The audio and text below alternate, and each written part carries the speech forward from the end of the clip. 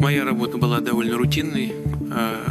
Это была обычная информационная работа, поиск источников, сбор информации, и обработка и передача в центр. Я был скорее клерком, чем Джеймсом Бондом. Я до сих пор помню теплоту и дружелюбие Дрездена. You may have heard of this already. Vladimir Putin spent part of his life in Germany, specifically in Dresden. He worked there professionally for 5 years, and when the Russian president speaks about this period today, it sounds almost harmless. But Putin was not in Dresden to complete an internship or to carry out trivial bureaucratic tasks. He was there as a foreign agent of the Soviet Secret Service, the KGB. And even though he now describes that time as uneventful, the reality was the exact opposite. Putin was involved in one of the most important joint operations of the KGB and the Stasi. He demonstrably had connections to the highest-ranking Stasi officers in the city, and he was linked to some of the darkest chapters of Soviet activity. As you will see in this video, Dresden played a decisive role in shaping the future of one of the most controversial rulers of our time. But let us begin at the very start. As a child, Putin was already fixated on the idea of one day working for the Secret Service. His father had served in the NKVD during World War II and had carried out sabotage operations against Nazi positions. But Putin did not simply want a similarly dangerous job. More than anything, he wanted to escape the deep poverty of his childhood. That ambition drove him to begin his training early, at the legendary Red Banner Institute, one of the most prestigious academies in the Soviet Union. In 1985, he finally received his assignment to Dresden. At first, this posting disappointed him. Compared to Moscow or East Berlin, Dresden seemed like an unremarkable provincial city, a place where nothing of real political importance was happening. But that impression was misleading. This brings us to the first crucial reason Putin was sent to Dresden. Despite its modest appearance, the city was strategically important. It was home to the Kombinat Robotron, a state-owned enterprise that was the largest computer manufacturer in the GDR and a key pillar of the Eastern Bloc's technological ambitions during the 1980s. At the time, the Cold War was no longer primarily about rockets or space travel. It was about high-tech computer chips. In the West, innovation surged as companies competed freely in a market-driven economy, producing ever more advanced computer systems and microchips. In the East, the situation was very different. East German and Soviet computers lagged far behind Western products, often dramatically so. This context explains Putin's true role in the Saxon city. Robotron did manage to produce some capable machines, but at their core, these computers were largely copies of successful American models, particularly those developed by IBM. Putin's assignment was to make those copies possible. Dresden was not only the headquarters of East Germany's largest computer manufacturer, it functioned primarily as a transit hub for some of the most sensitive smuggled high-tech goods. Putin's responsibilities within this technology smuggling network were wide-ranging. Alongside other KGB officers, he recruited spies who worked inside West German companies such as Siemens, Bayer, or Thyssen, passing classified information back to the East. According to former Stasi colleagues, Putin compiled extensive lists of Western companies and individual researchers who could be exploited to move Western technology into the Eastern Bloc. The objective was clear: replicate critical Western innovations at any cost. The KGB pursued this goal relentlessly. A former colleague later recalled that Putin regularly invited prominent scientists and businessmen from West Germany to the luxurious Hotel Bülow Palais on the Elbe in Dresden. The hotel's elegance was part of the operation. Its rooms were secretly equipped with cameras and microphones. Visiting businessmen were lured with the help of prostitutes who were in on the operation and then covertly filmed. According to these accounts, the resulting material was used to pressure scientists and influential figures into revealing sensitive information or even cooperating with the GDR. Putin and his colleagues were also responsible for another critical operation. In addition to smuggling technology, they oversaw the flow of hard currency.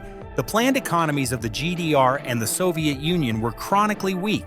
The state was effectively broke and depended on Western money, Deutschmarks, and US dollars to keep the system functioning. Here as well, Putin played a key role. He helped manage a sprawling network of shell companies in the West. These entities existed for a single purpose: to sell goods such as Soviet weapons or cheap oil to states in the Middle East or Africa. These deeply unethical deals generated large amounts of Western currency. Through them, Putin learned every detail of how to build and operate a global smuggling network. That experience would later prove invaluable and would leave a lasting mark on his political career. But the most disturbing aspect of Putin's work in the GDR went beyond smuggling technology or money. There is evidence suggesting that he may also have been connected to terrorist activities in West Germany. To understand this, it is necessary to grasp just how dire the economic conditions in the GDR and the Soviet Union had become. The situation was so severe that it drove the Soviet leadership toward extreme measures. Rather than merely trying to compete with the West, they increasingly sought to destabilize it. Terrorist groups were supported as a means of deliberately spreading fear and unrest.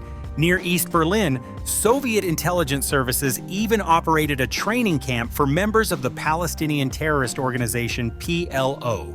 One of the figures linked to this network was Carlos the Jackal, the most infamous terrorist of the 1970s. Carlos led the armed takeover of the OPEC conference in Vienna, taking numerous high-ranking diplomats hostage. He murdered police officers in France and carried out a sustained bombing campaign that killed many civilians. Left-wing extremist terrorist groups were not simply tolerated by the Soviets. In some cases, they were actively trained, supported, and instructed, including on German soil and allegedly with Putin's involvement. At least one former member of the Red Army faction claimed to have met Putin personally in Dresden. The RAF was among the most brutal terrorist organizations in German history. Its members attacked police stations, targeted the Springer publishing house, and assassinated Deutsche Bank spokesman Alfred Herrhausen with a bomb. Later, investigations revealed that some RAF members were trained in East German camps under the supervision of Stasi officers. There, they handled anti-tank weapons and practiced bomb construction using light-triggered detonators. Even if Putin's direct involvement is based on the testimony of a single RAF member, one fact is beyond dispute.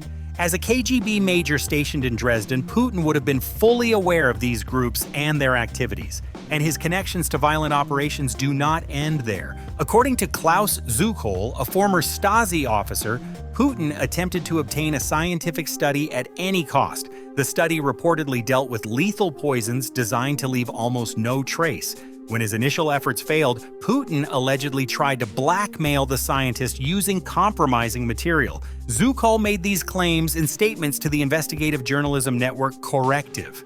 Corrective further reported that Putin is said to have collaborated with Reinhold Sonntag, one of the most influential neo-Nazis in Germany at the time.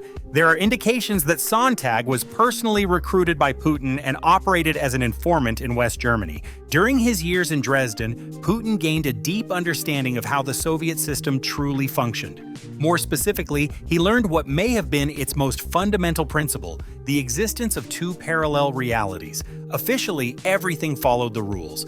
Unofficially, a second system operated beneath the surface, with its own networks, a vast shadow economy, and countless gray zones where moral limits no longer applied.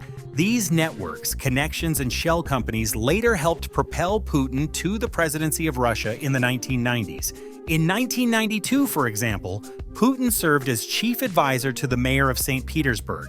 Together with former KGB colleagues, he organized the so-called Raw Materials for Food program as the city faced the threat of famine. The plan was to sell valuable raw materials at low prices in exchange for food supplies for the population. The payments from these deals, amounting to millions, never reached the people they were meant to help. Instead, the money flowed to dubious foreign companies, some of them linked to criminal activity.